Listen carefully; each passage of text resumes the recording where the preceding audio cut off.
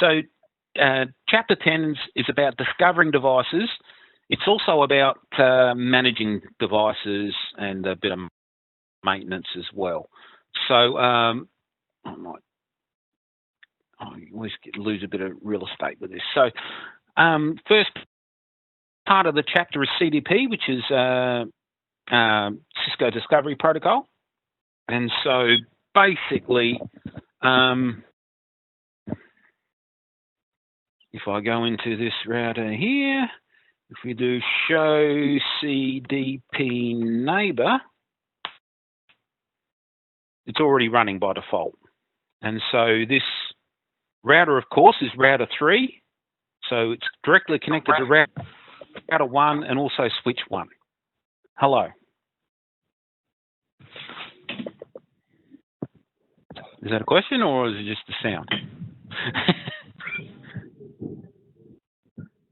And well, anyway, so CDP, as I said, is Cisco Discovery Protocol. It's a layer 2 protocol, and so basically, because it's layer 2, it's only ever directly connected hosts.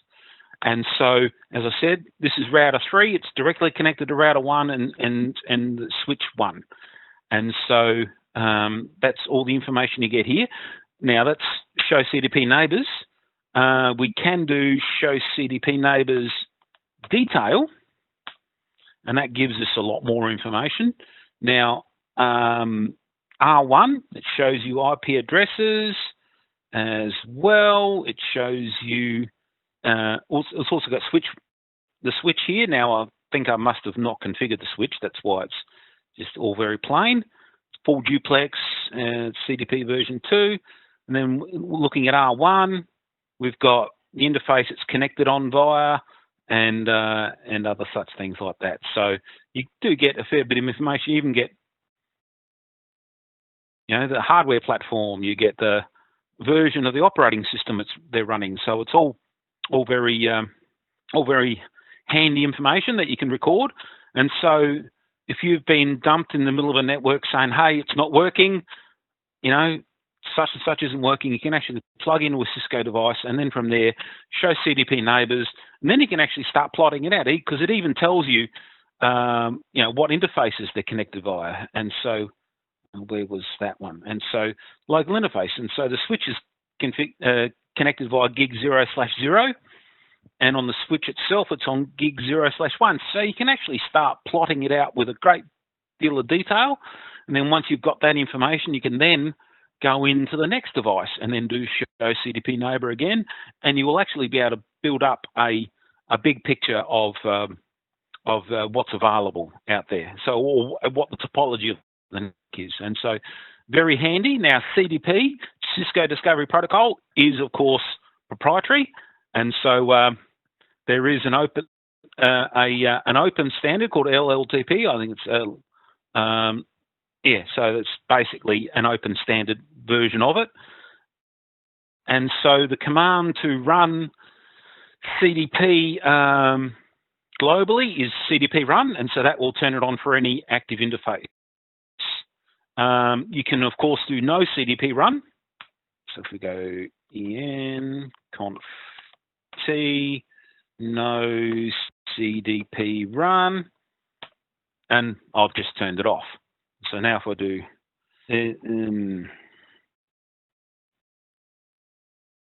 exit, now if I do show CDP detail, because it's not enabled, you don't get it. But of course, you can also go conf t int g 0/0, and I can do CDP enable. And so I've turned it off globally with that no CDP run, but I've just turned it on this one particular interface on the Ethernet interface. And so if I end and I do show CDP neighbor now,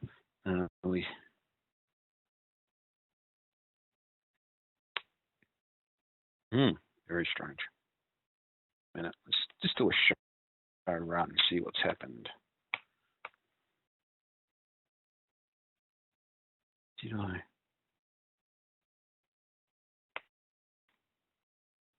No CDP run. Did I do a packet tracer? Didn't complain. Do show run. It's not taking. No, well, that's the theory behind how it's supposed to work. And so again, if you want to use LLDP, you can do LLDP run, the same as CDP run, or and that's global again, or you can do transmit and receive as well. And so, of course, then it's show LLDP neighbors and so on and so forth. So it behaves exactly the same, apart from the fact that LLDP, of course, will interact with other devices as long as they support LLDP.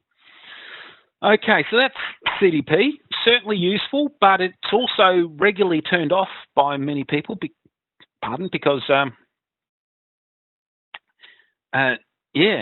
all those discovery packets are moving around your network. If someone can intercept them, that gets them more information, and so again, it's nice for reconnaissance for those hackers. And so, not great. But anyway, all right. So now we can talk about NTP. So I'm in R3, cool. And now, if I do show clock,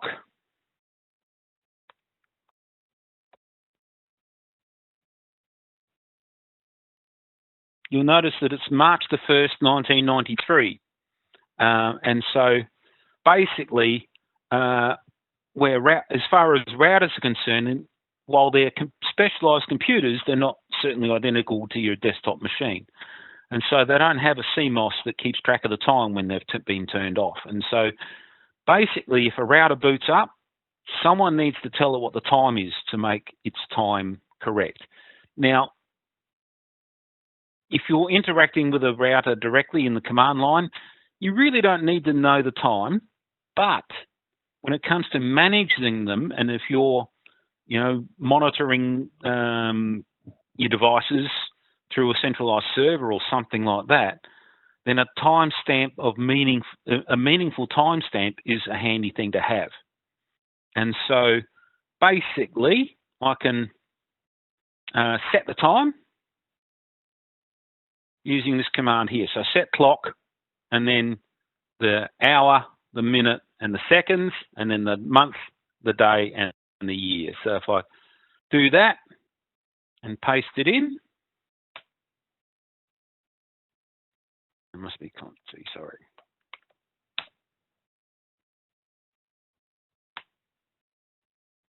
What the hell?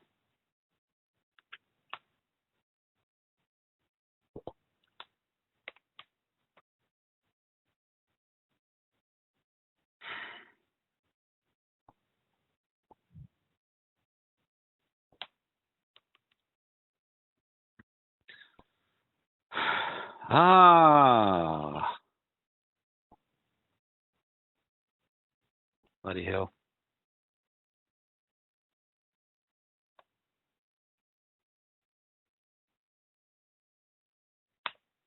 That's better.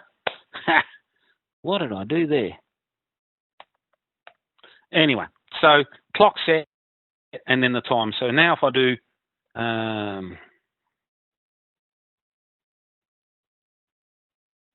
show clock, now we have a meaningful time, at least a little meaningful. It's 1:43 according to my clock, but anyway, so that's nice. But of course, do you really want to be doing this kind of stuff every time you reboot your routers and switches? So there is another solution, and so of course it's NTP, and so the servers here actually do support NTP. So let's just have a look at that. Now it's already been turned on, and I've already set the time pretty much right. So NTP is on, June 17th. Oh yeah, it's a slightly darker. Yeah, an old man, I didn't notice it that well. And 1:44 as a time, that's pretty good. So that's the time that the server has. And so of course the server's IP address is this, 192.168.420. And so what we can do is do this command. So NTP server, and away we roll. So conf t NTP server X. Now, another patch. Now, not sure I need to do it here, but anyway. Oh, okay. Now, basically, NTP, as was explained in the slides, actually slowly gets a clock correct. And so, as you'll notice, this, that the clock that I set was about 10, 15 minutes slow. And so, with NTP, without actually doing that update calendar, would have taken several hours to actually get the clock right on this router to be what it agrees with the server. And so if you do the update calendar, it just says, well, let's just stick the date right now and we'll get on with it from there. And so if we exit and do show clock, it's still going, but anyway. So we go detail, it is still doing it gently. And so you can see the time, and it's got a hardware calendar, basically. Let's do show run. Memory, it's at the end. Yeah, so NTP server just tells it who its server is, and then, yeah, update calendar basically gets it to do all of its settings.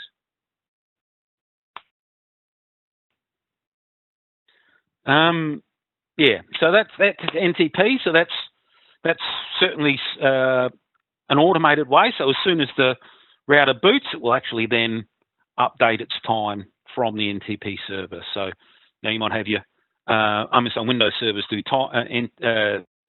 have time, so you can set that up as an NTP server, and all of your devices can then get their time from the NTP server. Now, so that's NTP pretty much done. So as I said, you can do it manually. We can get the server to do it. Now, the reason we've bothered to do that is because, as I said, if you do any internal monitoring, which is the next topic for the chapter, is it's nice to have a timestamp on it. It's useful to know when these events happened. And so we're going to look at syslog. So basically what syslog is again, it's another service you can run on a server or a computer, and it is an option here. And so basically, again, all we need to do is turn the service on, and away we'll roll. Now, on this Cisco device, you may have noticed that if I do conf T and then exit, you'll notice that there's a line that comes up saying system configuration configured from console by console. And so this is a console message saying that something happened. And so it's because I left config mode. It just says someone's been in config mode. And so from there, that's nice. But what you can do is you can actually, that is basically, it's buffered in memory on the router, and the next time someone connects to the console, that will happen. And so if someone telnetted in and they exited config mode, that actually would be the configured from VTY 0 or whatever it might be. And so that will basically come up, and so that message will be buffered in RAM, and the next time someone connects with the console, that all those string of messages will actually come up of everything that's happened since the last time someone was in the console. Now, you don't really want to be logging into your routers every day to make sure things have been happening, and so having this syslog server where it all centralizes all the information is a wonderful thing. Now, again, the same as we did the time server to be 420, it's the same. Again, it's the same server, and so we can basically do logging host 192.168.420. Now, we can also get it to timestamp every kind of message. And so service timestamp timestamps, log, date, time, and then in milliseconds. And then we turn logging on. And so that will actually basically make things happen. And then you can also set the level of logging. So if you've watched the video or looked at chapter 10, you'll notice that there's 8 levels of logging, 0 being system critical, down to 7 being the lowest, which is this debugging level. Now, the command on most Cisco routers is logging, trap, and then the level number. Now, on Packet Tracer, there's only one option, logging, trap, debugging. That's the only way you can do it. So that's the only option that's available. And so away you roll. Oh, I've done logging on twice. Anyway, so basically, let's do this. Copy. I'll have to go to Conf T again, of course. So paste into there. As you can see, no errors. So we've told it who its syslog server is. We've told it we want the timestamp with milliseconds even. And then we want logging, trap, debugging is the level that we're going to do, only because it's the only level. If we do this and go question mark, it would normally give you all the options available, but as you can see, it's the only option available.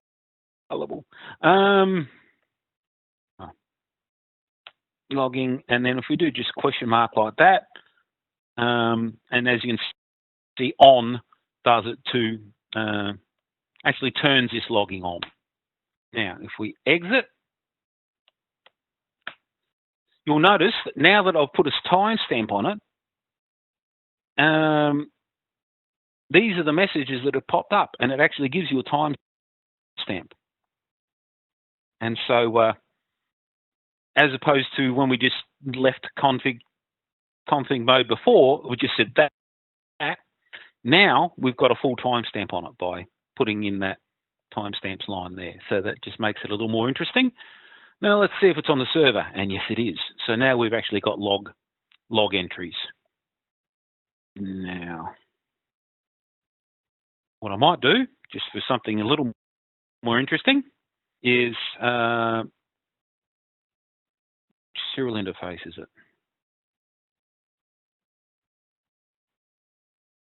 (001).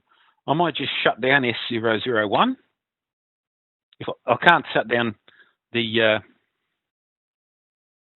gigabit, of course, because I won't be able to talk to the server. So conf t int s0/0/1. Now if I do a shut, again, you'll notice that it's gone to administratively down. Now if I do no shut, again, we've got the messages, and so let's have a look at the syslog server now. And so, as you can see, yeah, we're getting all these messages. And so we've got it's all going in chronological order.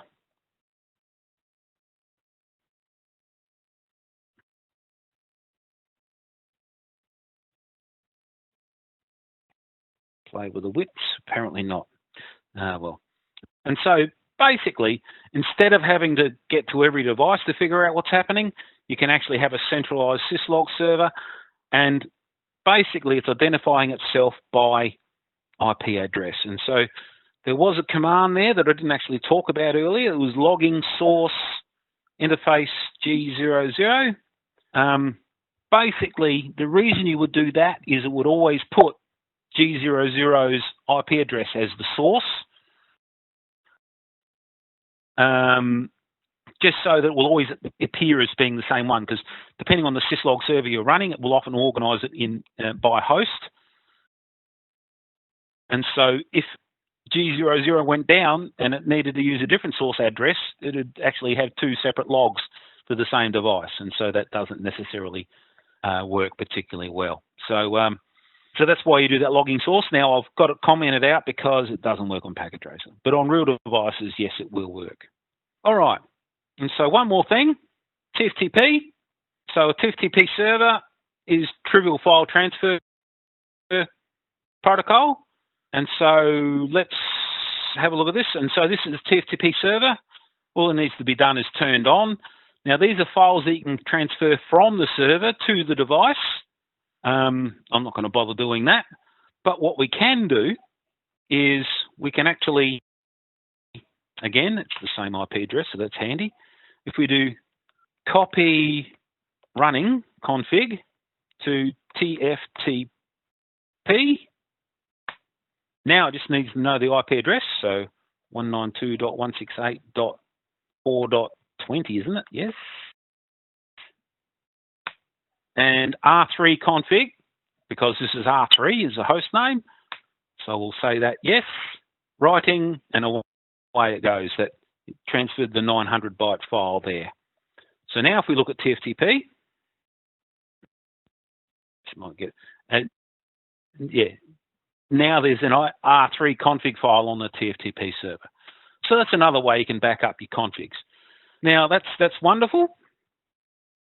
But I've got to admit, I think I've probably said it before, I often just do a show running and then paste it into Notepad. That's a pretty easy thing to do, to back up your configs. But it certainly is another option, and as you saw, it doesn't take long. Of course, if you bought yourself a new device, you probably should be buying yourself you should actually have a backup copy of the operating system, just in case, for whatever reason, it gets trashed. And so a backup of your operating system is normally a good plan. Now, we can do show flash, and that will show us the contents in flash. And so this is actually the operating system file.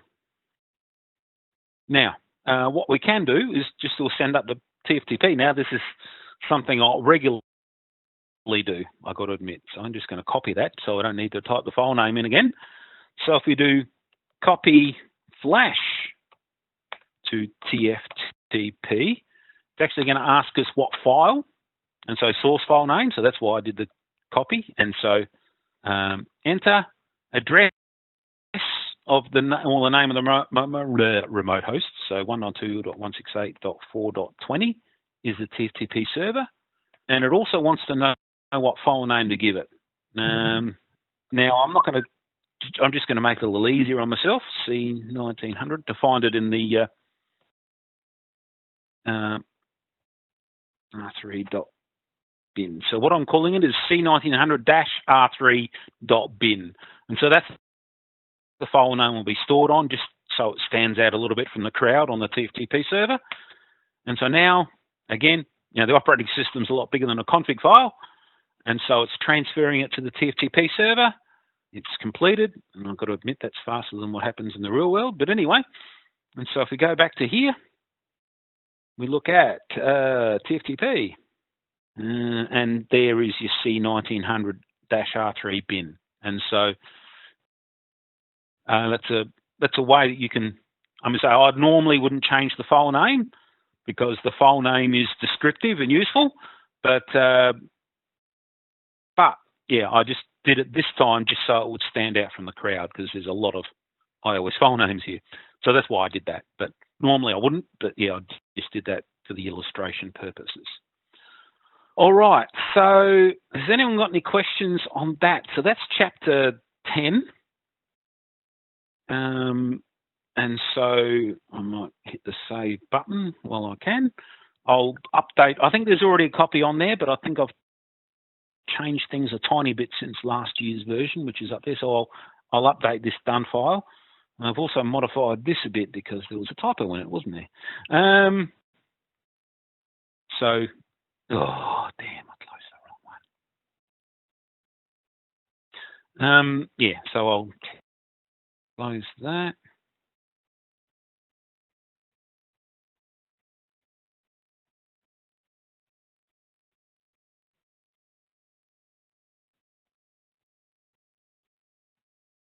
All right, now we'll get on to the demo for the prac test. Now, this is a slightly different prac test. I've already got one up on the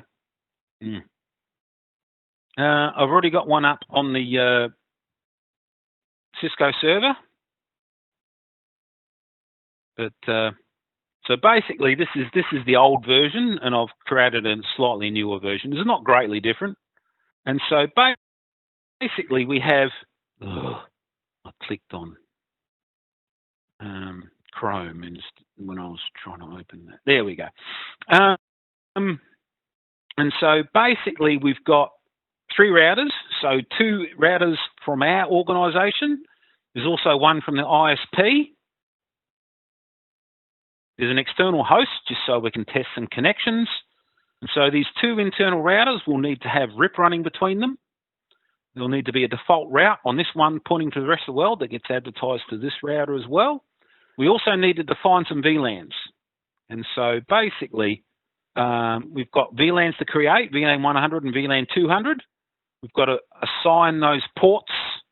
So the first half of the ports to VLAN 100, the second half of the ports to VLAN 200, and we need to put port security on the switch ports to limit the MAC addresses to 5 per port. So that's not a particularly restrictive setting, but anyway. Now, we also need to do some addressing stuff, and so we've got 192.168.1.0/24. We need to subnet that. So, of course, we've got 2 VLANs, and we've also got this internal route here that needs to be done. So we've got 3 subnets we need to create. So that's something we're going to have to look at. And then we need to do inter-VLAN routing. So, of course, we're going to have VLAN 100 and 200 on here. We need to have sub-interfaces to do the inter-VLAN routing. Wrong bloody bar.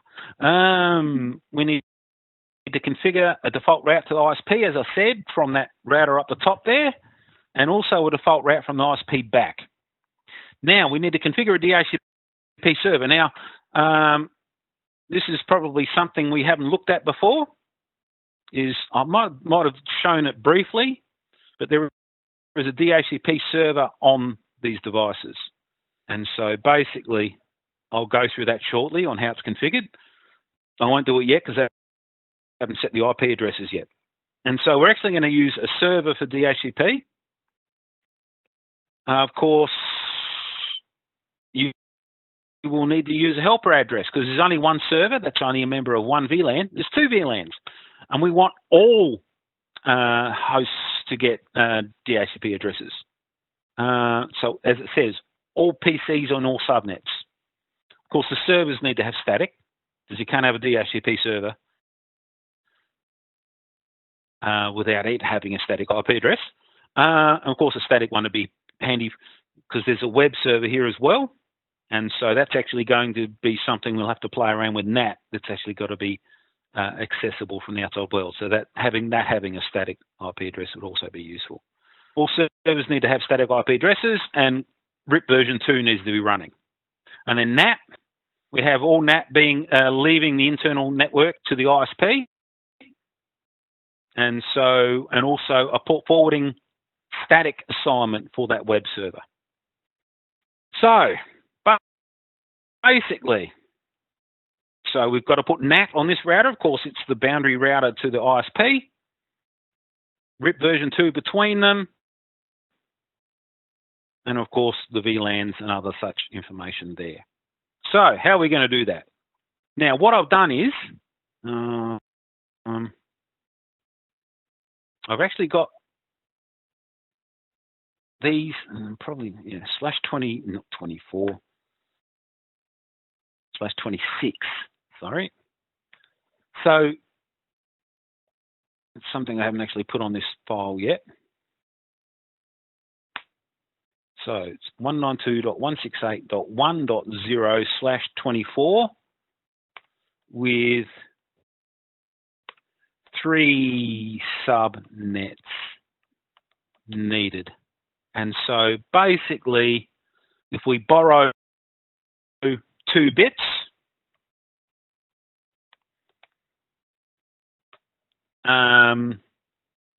so of course that makes it /26. 4 subnets are available. And so now the external PC, I've just written it on there as a reminder. That's actually sort of set within the thing, but I don't think the addressing's actually been put on the device yet. So just got to remember to do that. And then the DHCP server, well, basically what I've done is, and if I go down to the router, I've done, as I said, it's now /26. And so basically we've got three subnets we're going to use. Is 192.168.1.0 /26. Whoops, not 36. 192.168.1.64 /26. And there's 192.168.1.1. Oops, 128 /26 are the subnets we're going to use. Don't need that 0. And so basically, this is going to be VLAN 100.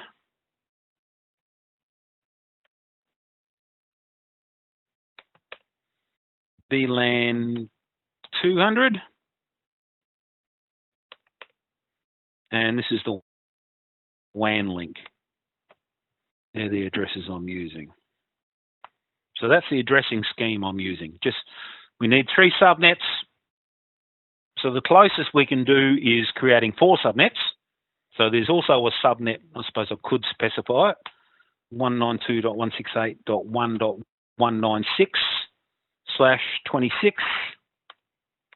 not used. And so they're the 4 subnets that are available. And so the top 3, of course, are the ones that I'm going to use. And so basically, if you look at this, if you remember, the first 12 ports are members of VLAN 100. The last 12 ports are members of VLAN 12. These servers have been installed on ports 23 and 24. And so they belong to VLAN 200 by that philosophy. Now, what I might do is I might set some IP addresses on the hosts now, because I can. So DHCP server is 192.168.1.66. And it's 192 is the mask. 192.168.1.65 is the router.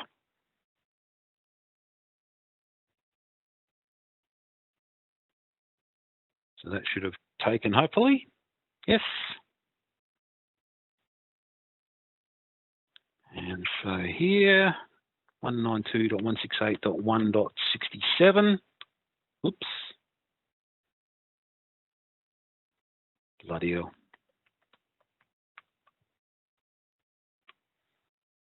Again, that's 192.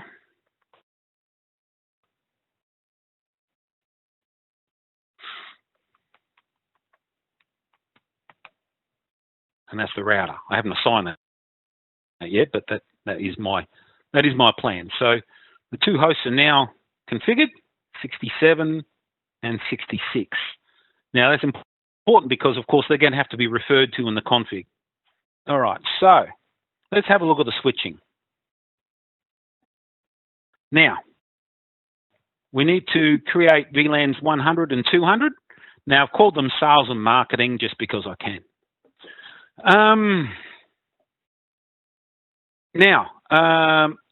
So this little bit of config here is actually for all the switches, because you actually, for trunk ports to work, they actually have to know what VLANs are available. And so even though on this distribution switch here, there's no hosts that actually use them, the VLANs still need to be defined to be able to transit through that switch.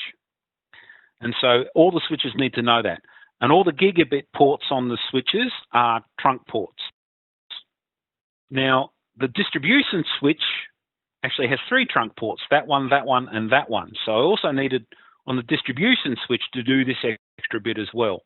So I had to make that one trunk, and of course this one makes interface range command makes both gigabit ports trunk. So so if I do these two, that will be this first one, the distribution switch complete. I won't actually have to do anything else to it. So I might as well get in there, paste. So created VLANs and did the trunk ports for the gigabit.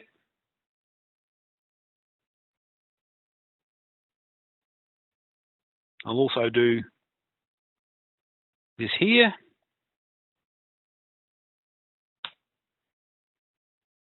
And that will make the other one a trunk port as well. So let's do a show run. This switch, yeah, as I said, that's so the first port is a trunk port. Nothing else is being configured except for these two. Now, it doesn't talk at all about addressing the switches, so I haven't bothered. You can if you like, but, you know, it's up to you. Doesn't need to, so I don't know how many of you have got that much spare time during practice. So that's actually the distribution switch finished.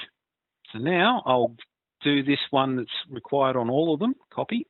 Do that on that one.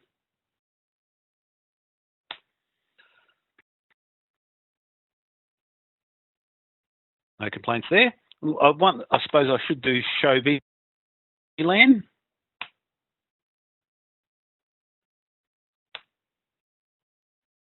So as you can see, VLAN 100 is sales, VLAN 2 is marketing. Of course, no ports are members yet. That will change. And then this switch. Paste that in.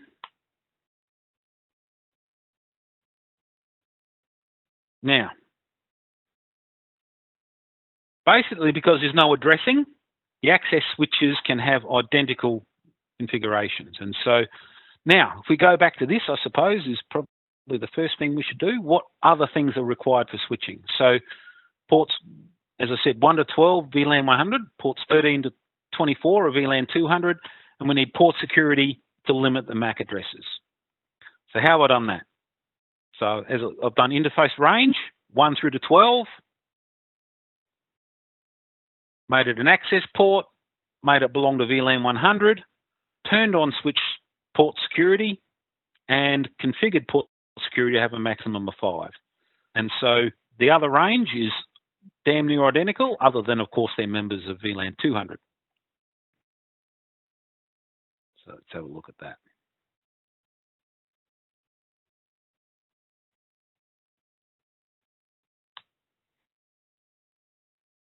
So paste in, no errors, all good. So let's do show VLAN now.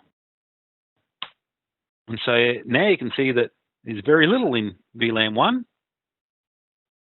And as you can see, all the ports are now members of either VLAN 100 or VLAN 200. So that's pretty much done as far as the switching is concerned for that switch. Of course, we've got to do the other switch, which again is pretty simple. Again, doesn't block any errors. We did do show VLAN, didn't we? Didn't do it on this one, show VLAN.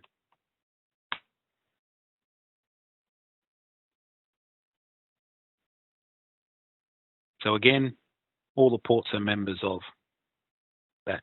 You'll notice that G01 is not on this list because it's on a trunk port. Now I did configure this port as being a trunk port as well, but because it's down, it actually hasn't really been applied. All right, so that's all the switching stuff done. Actually, it's amazing what happens when you can copy and paste. And so I suppose we haven't looked at port security.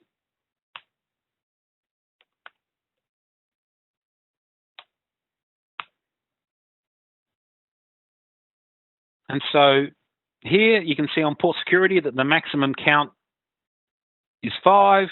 The current count is 0 because no one's talking at the moment. And and so there's been no violations, and the action is the default, which is of course shut down the port. But that's not likely to happen. All right, so now we're up to part 2, addressing. So I've already done, of course, part of that because I've already looked at the subnetting. And so VLAN 100 is that one, VLAN 200 is that one, and then there's the WAN link. So let's have a look at router 1. Now, for some reason, this is an old packet tracer. It's got an old router that's got fast Ethernet instead of gigabit, so you've got to be careful with that. So, of course, for the physical interface, all you really need to do is no shutdown. Just make sure it's on. And then we create a sub-interface. And so .100 for VLAN 100 makes sense to me. Because it's VLAN 100, of course, we're using 1.1 because it's part of that 1.0 subnet with that mask. And remember when we was talking about DHCP, you need a helper address. Now, of course, the server is on VLAN 200. We don't need a helper on that address, but we do need it on VLAN 100. And so that is the DHCP server's IP address, and so that should forward them on. All right, so the second sub-interface of VLAN 200, and that's the address there. And if you remember, I'll put in .65 as being the gateway's IP address, and so that should all hopefully tie together. And so subnet 128 was the WAN link, and so that's this one here. So of course, I need to no shut it to turn it on. And then the only other thing required on this router is RIP. So router RIP, it says version 2, and you need to redistribute the static route from router 2. So that's not on this router. And of course, everything belongs to this classful address. So if I do this is actually all for this router. So router 1, where are you? There we are.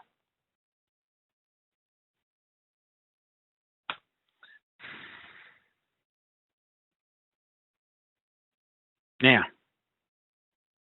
so we did a no shut for the interface. There don't seem to be any errors. We did a no shut for the serial. Changed to down instead of admin down. We've got router RIP, and away we roll. So that's it.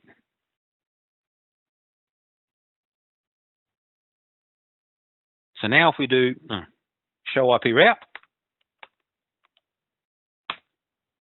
we've just got the 2 subnets. 1.0 on VLAN 100 and 1.64 on VLAN 200. So that should be good. So that actually now, these hosts should actually be able to get on. One thing I haven't done with the addressing, I haven't actually done the DHCP, have I? I was about to turn the DHCP on, and it's not running. So now there is a bit of a trick with DHCP on packet tracer. You'll notice that there's a bit of a default pool there called server pool. You must use that for the subnet that it is connected directly to. You'll notice that it's figured out the network address. Now, of course, you need to you need to tell it who the default gateway is. Now, this is the one that's directly connected to the server. The server is on VLAN 200. So you'll have to remember that. So 192.168.1.65 is the gateway. Now, here we've got the scope of the DHCP pool. Now, just to give it a bit of space, let's do 70 as being the first address, and 20 will do. So now I think that's enough. Well, I haven't got a DNS server, so server pool, that looks right to me. So because it already exists down here, all I need to do is save. And you'll notice that now the details have been updated. Probably turn that on now. Now, let's do another one for VLAN 100. The gateway is .1. First address can be .10. 20 still works. Same subnet mask. So now, because this one doesn't exist, I actually have to hit add. Okay, that's not very generous in space, but anyway. There we go. So now we've got two pools. We've got VLAN 100, gateway is .1.1, no DNS server, first address is 10. That's the mask, and 20 hosts. So of course there's the other one here. So that should be DHCP settled.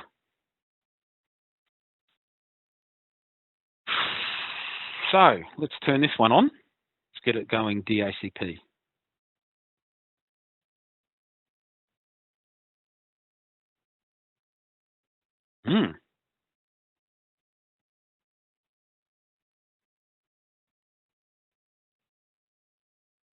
That's better. Ooh, no, it's not. Oh, is that VLAN 100? Ah, it is too. Sorry. All right. So it's got, I don't know why it didn't work the first time, but it worked the second time. Maybe there was too many ART requests going around. So that did seem to work. We've got another VLAN 100 host here. So this should probably get .11, and it did.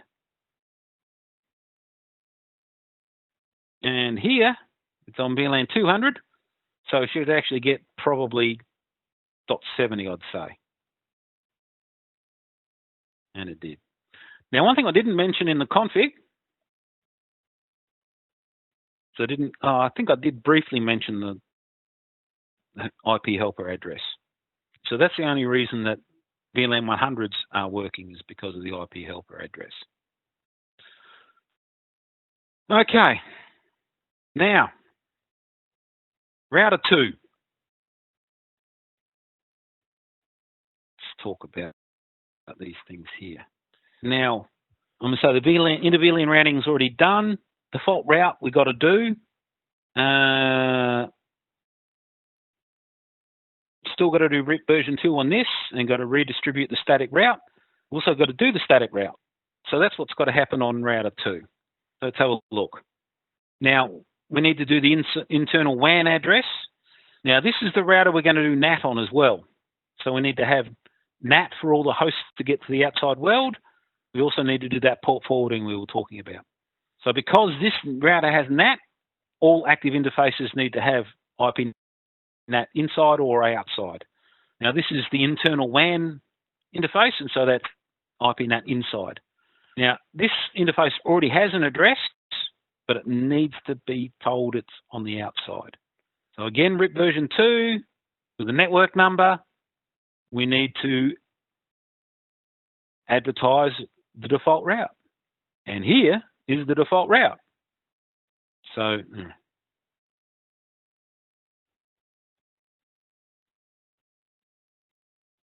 I need to go S001, which is, of course, what I've done. And then we, of course, need to configure NAT. And so, of course, one of the first things we do is create an access control list. And so I've just permitted the entire /24 network.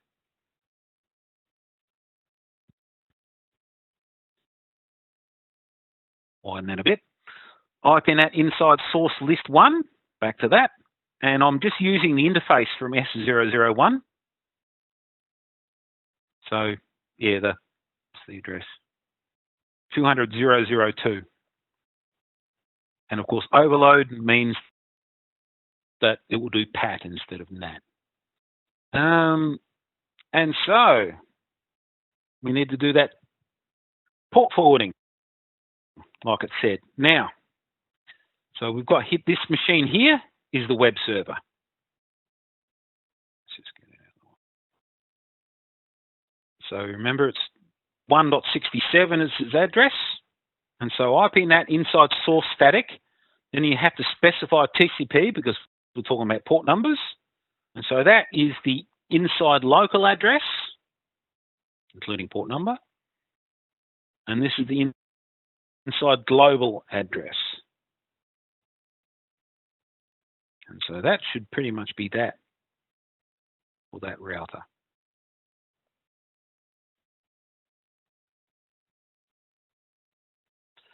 So let's plug it in.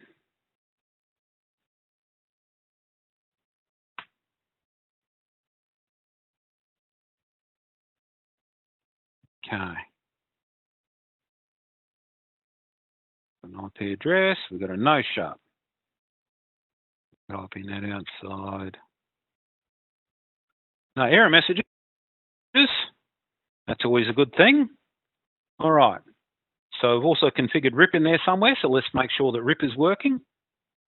Show IP route. Should have learnt the two VLANs. And there we go. We've also got this static route that's available. That's good. Now, it should have been advertised to this router as well, so we better check that. I already did a show IP route, didn't I? So previously there was just the two directly connected VLANs. Now we've got two extra routes. And so we've got the WAN link and we've got the default route that's been learned. So that looks pretty good. All right, back to the list. To configure a default route to the ISP, create a default static route on the ISP back to router 2. Haven't done that yet. And also, I don't think I've addressed the external host either. So, ISP router, what do we need to do there? Just that default route.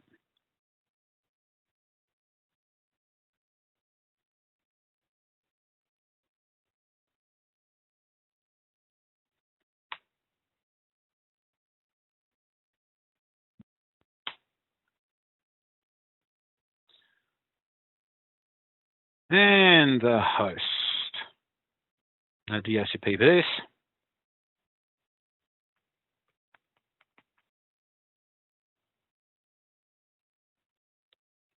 From memory, it's /24.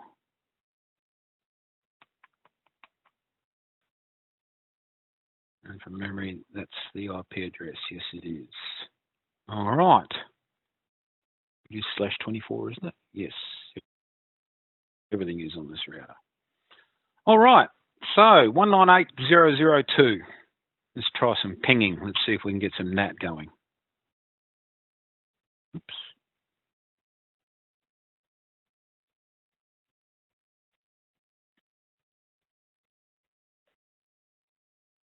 Let's have a look at IP config. That looks good. Ping 198.0.0.2. Maybe there's the odd ARP request here and there. But it did seem to work. Let's have a look at the router. Show IP NAT trans. Oops, let's widen that out a bit. And so, yeah, because it's ICMP, you get a separate translation for each packet. And as you can see, there's also that static port forwarding. So let's try that out. So we'll need to browse to that IP address. That's the inside global. That's what the outside host will see. And it should translate to that address and get to the web server. So let's try that. Oops. Web browser.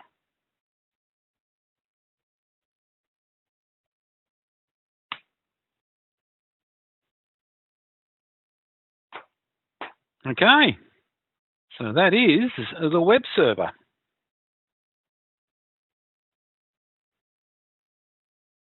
Now, of course, that web server is accessible to internal hosts as well, but not by the same IP address, 192. 192.168.1.67 from memory. And so away you roll. It's exactly the same. Web server, just from the inside. Well, that was one of my longer demos.